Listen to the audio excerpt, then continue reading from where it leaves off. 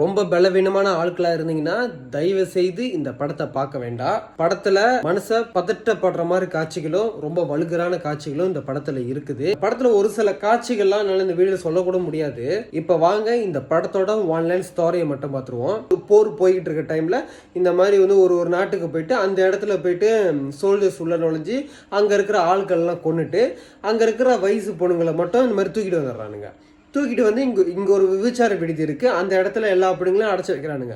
இந்த பெண்களையும் கொண்டு வந்து அடைச்சி வைக்கிறதுக்கு எதுக்குன்னு பார்த்துக்கிட்டிங்கன்னா இவனுங்களோட வெறியை தீர்த்துக்கிறதுக்கு தான் இந்த பெண்களை இங்கே அடைக்கிறானுங்க. இப்போ இதே மாதிரி தான் நம்ம கதாநாயகியும் வந்து அவள் ஃபேமிலியை அழிச்சிட்டு கூட்டிகிட்டு வந்துடுறாங்க. நம்ம கதாநாயகி வந்து வாயும் பேச முடியாது, காதும் கேட்காது.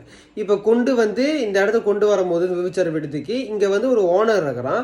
அவனுக்கு வந்து நம்ம கதாநாயகியை பார்த்தா ரொம்ப பிடிச்சி போயிருது. அப்போ அவன் என்ன சொல்கிறான்னா, இந்த கதாநாயகியை வந்து யாரும் தொடக்கூடாது, இவன் எனக்கு சொந்தமானவ அப்படின்னு சொல்லிட்டு நம்ம கதாநாயகிக்கு இதே இடத்துல ஒரு வேலை மாதிரி கொடுத்துட்றான். அதாவது இங்க இருக்கிற இந்த சோல்ஜர்ஸ் எல்லாம் வந்து இங்க இருக்கிற பெண்களை வந்து என்னெல்லாம் அநியாயம் பண்ண முடியுமோ எல்லாம் அநியாயம் பண்றானுங்க இல்லைங்களா. அப்ப வந்து அந்த பெண்களுக்கு வந்து அந்த வலி தெரியாமல் இருக்கிறதுக்கு அவங்க உடம்புல வந்து போதைப் பொருளை ஏற்றுறது, வாய் உடம்புல எங்கெல்லாம் காயப்படுது அந்த காயத்துக்கு மருந்து போடுறது, இது எல்லாமே நம்ம கதாநாயகி தான் பண்ணுவாங்க. மிருகங்களுக்கு மத்தியில் இருந்து அவங்க தப்பிச்சாங்களா இல்லையா, கடைசியாக நம்ம கதாநாயகி என்ன பண்ணாங்கன்றது வந்து இந்த படத்தோட மீதி கதை. சோல்ஜர்ஸ் இந்த பெண்களை பண்ணுற அநியாயம் இருக்குது பார்த்தீங்களா, அதெல்லாம் பார்க்கும்போது நம்மளுக்கு கண்ணே கலங்கிறோங்க. அந்த மாதிரி இருக்கும். இந்த படம் பார்த்துக்கிட்டிங்கன்னா ரொம்ப வருஷம் முன்னாடி நான் வந்து சிடியில் பார்த்தேன். திடீர்னு ஞாபகம் வந்துச்சு. அதனால் இந்த படத்தை வந்து இந்த மாதிரி ஒரு படம் இருக்குன்னு உங்களுக்கு நான் ரிவ்யூவில் சொல்கிறதுக்காக தான் இந்த படம் இப்போ நான் உங்களுக்கு வந்து சொல்கிறேன்.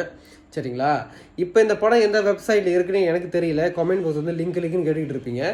இப்போ உங்களுக்கு ஏதாவது வெப்சைட் தெரிஞ்சால் அந்த இடத்துல இந்த படத்தோட பேர் இருக்குது பார்த்தீங்களா, அந்த பேரை போட்டு தட்டி பாருங்கள். இல்லைனா உங்களுக்கு தெரிஞ்ச யாராவது இந்த மூவி அப்லோட் பண்ணுறவங்களாம் இருப்பாங்க, அவங்கக்கிட்ட இந்த பேரை போட்டு இந்த மாதிரி படம் இருக்குதான்னு கேட்டு பாருங்கள்.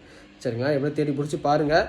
முடிஞ்சவங்க பாருங்கள். இல்லை என்னால் இந்த மாதிரி படம் பார்க்க முடியாதுங்க, ரிஸ்க் எடுத்து இந்த படங்கள்லாம் பார்க்க வேண்டாம். நான் உங்கள் கிரேசி ஜி.